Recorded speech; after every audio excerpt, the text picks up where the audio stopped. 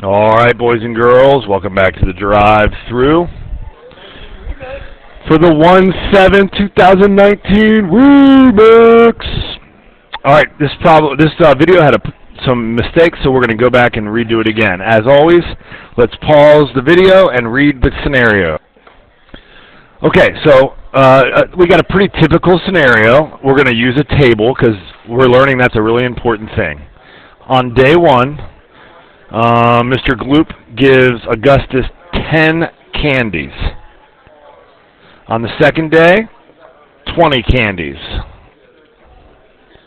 On the third day, 30 candies, and so on. Okay? It says to write a recursive and an explicit formula. Well, hopefully you identify that this is going up by 10, being added 10 every time. Okay, so that means our slope is 10. This is a linear progression because we're adding the same thing every time. We need to find our y-intercept. To find our y-intercept, we put a 0 in for our input and we work backwards and we find that our y-input would be 0. So now we have our b, we have our m. The explicit formula is y equals 10x. Plus 0 if you wanted, but we're just going to call it y equals 10x. Okay? Now, I know that you hate these recursive formulas, but they're really just a way to tell, like a spreadsheet, how to find the data. So the first thing you need is an entry point. So you could say f of 1 equals 10, which means on the first entry point, the first day, you get 10 pieces of candy. And then f of n, or a sub n is how other people would write it, to find the amount of candies on any day, that's what the n represents, any day. What you do is you take the previous day's candy. Well, the previous day's candies, like if we wanted to find out how many candies they'd have on the fourth day, we would look to the output of the third day. That's what the f of n minus 1 is representing. Like, how many candies did they have on the previous day? And then we would add 10 to it. So all of this is the recursive formula, which is kind of weird. The recursive formula has two different equal signs. So, which one would we use to find how many candies Augustus would have on day 30? We would want to use this one, the explicit, because we don't know how many candies he had on day 29. So, y equals 10x, so f of 10, no, sorry, not 10. Remember, y and f of mean the same thing. F of 30 equals 10 times 30. He'll have 300 candies. This kid's going to get sick fast. All right. So, as we stated, he's getting thick. So he's getting too much candy. So now Mr. and Mrs. Gloop change the plan. They give him 1 candy on the first day, 2 candies on the second day. Here's where I made a mistake. And it continues doubling it. So on the third day, 6. On the fourth day, 12. On the fifth day, oh my gosh, 6. What an idiot. How about 4? Because 2 times 2 is 4. On the fourth day, 8. On the fifth day, 16. Now this is brand new. You've never learned this before. What you're getting into here, so here's the model. Okay? Use the model to predict the number of candies he will have on the 30th day. Well, what you would have to do is keep writing this chart out until you got to 30 here. And this number is going to be humongous. So instead of doing that, I'm going to teach you guys how to find the explicit formula in this example, okay? So we're going to skip to 5 and then go back to number 4. Remember, 1 was 1, 2 was 2, 3 was 4, 4 was 8, 5 was 16. Notice now we are multiplying by 2, multiplying by 2, multiplying by 2, multiplying by 2. The general formula for the explicit for exponential growth is y equals b times r to the x power. Or you could say f of x equals b times r to the x power. You might also see it written as f of n is b times r to the n power. Okay? All of those mean the same thing. They're synonymous. So, what are these letters? Well, luckily, the b is still the y-intercept. How do we find the y-intercept? Put in a 0. Let's work backwards. How do you get from 16 to 8? Divide by 2. 8 to 4. Divide by 2. 4 to 2. Divide by 2. 2 to 1. Divide by 2. So how are we going to get from 1 to 0? We're going to divide 1 by 2, and we're going to get 0.5, or 1/2. So that is our b. This is our r. 2 is our r. So this equation is going to be y equals 0.5 times 2 to the x power. This is our explicit equation. Okay? Now, actually, our recursive equation you should be able to come up with pretty easy. F of 1 equals 1. To find f of n, take the previous number and multiply it by 2. So that is our recursive formula.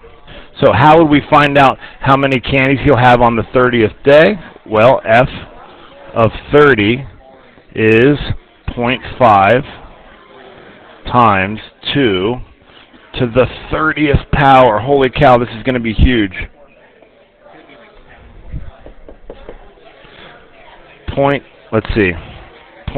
Let's move this out of the way so you guys can see what we're doing.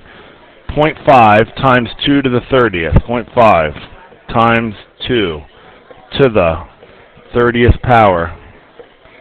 Enter. Holy cow. Okay.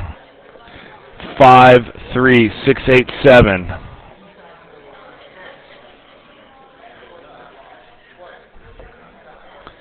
0912, comma, 536 million pieces of candy. Oh my God, he's going to be super thick.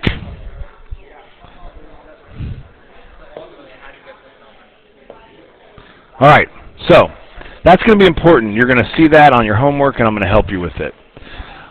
All right, Augustus is generally selfish and somewhat unpopular. He decides that he can improve his image by sharing his candy.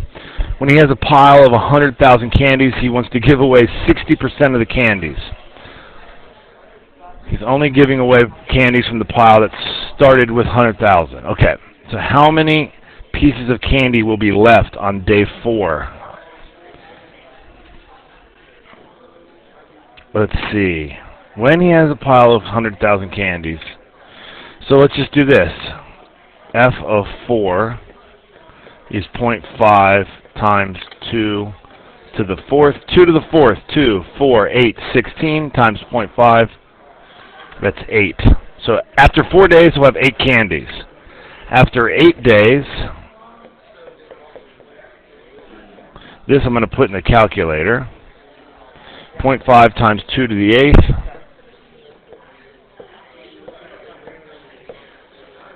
128. So, that's how much he'll have. Model the amount of candy that will be left in the pile each day. He decides that he can improve his image by sharing his candy with everyone at school. When he has a pile of 100,000 candies, he generously plans to give away 60% of the candies that are in the pile each day.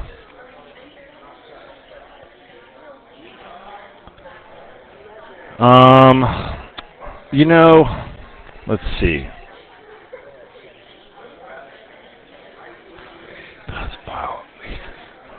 I'm going to pause this real quick. Okay, I think I understand what they're saying here. So I don't love this question. I probably skipped it on last year's video, but I think this is what they want. Let's say that they had 100,000 candies, okay, on the first day. And on the second day, he gave away 60% of them. So that means he has 40,000 left, okay? And then he gave away 60% of those. So I think that means on the third day he'll have, 16,000 left. And it'll keep going like that. Here's the answer. Model the candy that would be left in the pile each day. That's what we did right here. When will it take, how long will it take for the candy to be gone? Let's figure out this equation. At 0, let's see, how would that be 60, if he gave away, this would be 160, nope.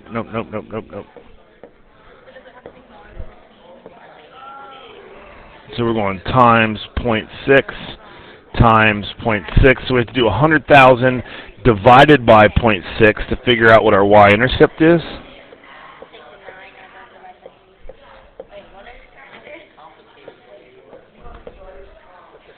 So here at 0, it'll be 166,666 candies.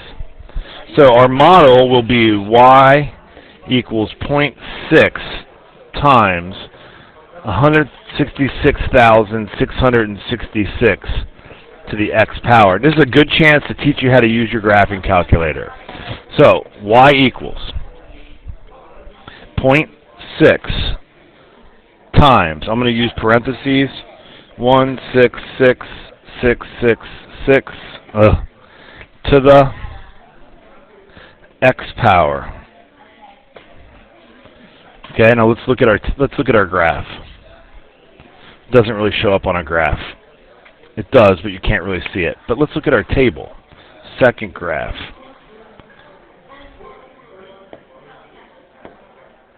All right, now look.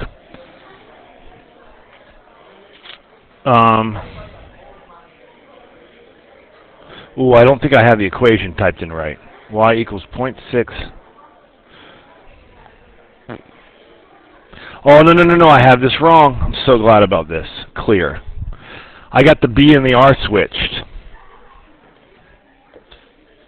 It should be y equals B times R to the x. So it should be 166,666 times 0.6 to the x. So let's try that again.